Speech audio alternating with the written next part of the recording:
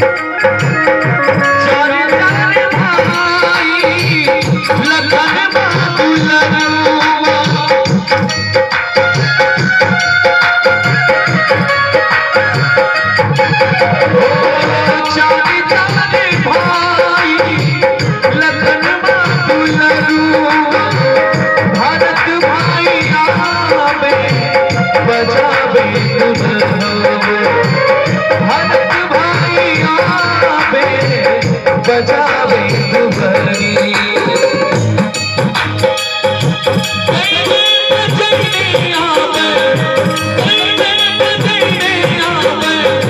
चलली बदलिया सुना सहेलिया सुना सहेलिया है मिथिला की धरती सुना सहेलिया है मिथिला की धरती दुल्हा छवारा सुकुमार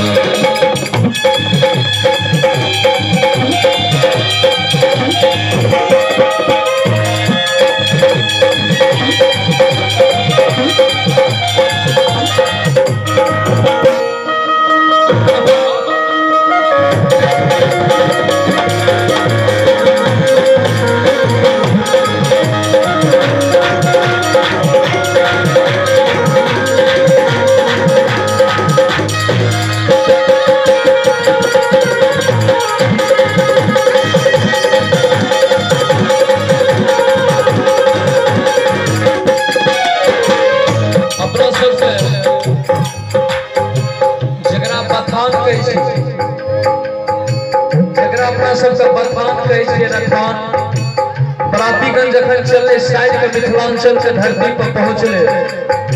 तो गांव के बाहर में अपन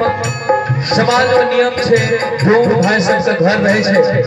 ओइ बथान पर जखन बराती खड़ा है हिया के देखे छे बराती सब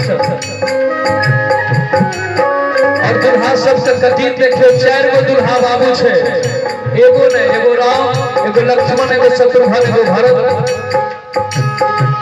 एक बारी कारी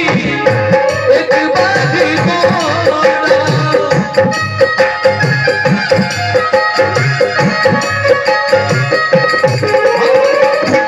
एक बारी कारी एक बारी मोरा एक बारी श्याम रंग विभोरा रंग विभोरा रंग विभोरा रंग विभोरा मिथिला में सोहाग भाइयो मिथिला में सोहाग भाइयो आई बरतिया सुना सहेलिया है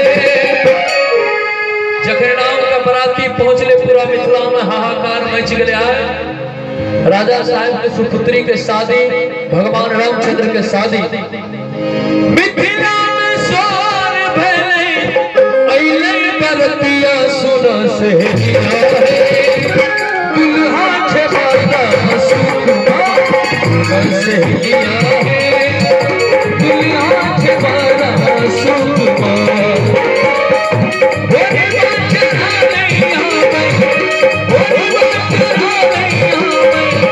चलही बदलिया सुना सहेलिया